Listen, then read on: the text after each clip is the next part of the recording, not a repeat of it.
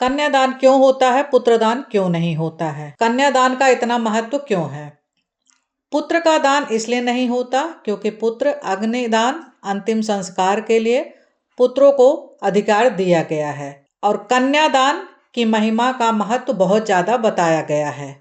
दान कौन करता है? दान अमीर ही देते हैं। भगवान जिसको बेटी देता है उसको दुनिया का सबसे बड़ा अमीर आदमी बनाता है। इसलिए अमीर बनिए, कन्या की शादी कराइए। जो पिता सक्षम नहीं है उनकी बेटी का कन्यादान कराइए। घर में एक बेटी का होना बहुत जरूरी है क्योंकि दुनिया में सबसे बड़ा दान कन्यादान माना जाता है।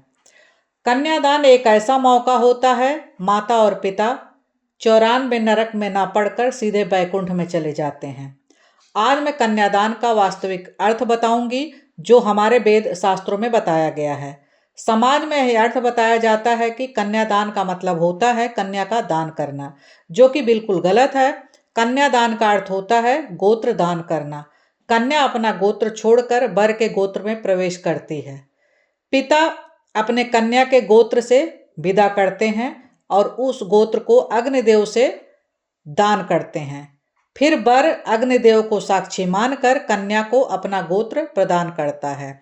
इसी प्रक्रिया को कन्यादान कहा जाता है। पुराने समय में कन्या के पिता धन और पैसे दिया करते थे ताकि बुरे समय में कोई परिस्थिति ऐसी होती जिसकी वजह से कभी कोई संकट आ जाता तो धन संपत्ति का प्रयोग करके अपना जीवन यापन उनकी बेटी कर सके। परंतु लोगों ने इसको गलत तरीके से ले लिया है। इसका मतलब लोगों ने गलत निकाल लिया है। दोस्तों, कन्या कोई वस्तु नहीं होती है। दक्ष प्रजापति ने अपनी कन्याओं का विवाह करने के बाद कन्यादान किया था।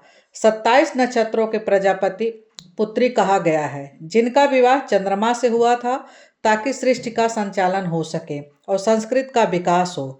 इनकी पुत्री देवी सती की भी विवाह भगवान शिव से हुआ था। राजा दशरथ ने जब बारात लेके गए तो वहां जब जनक जी से मिले तो उन्होंने जनक जी को प्रणाम किया तो जनक जी को बड़ा आश्चर्य हुआ और उन्होंने कहा कि आप ऐसा क्यों कर रहे हैं? आप जो है पुत्र के पिता हैं, वर के पिता हैं। लेकिन राजा दशरथ ने कहा कि आप कन्या के पिता हो, इसलिए आप हमसे ऊंचे स्थान पे हुए। तो दोस्तों, जो है कन्यादान का महत्व बहुत है हमारे समाज में। कन्यादान सबसे बड़ा दान माना जाता है, इसलिए कन्यादान किया जाता है।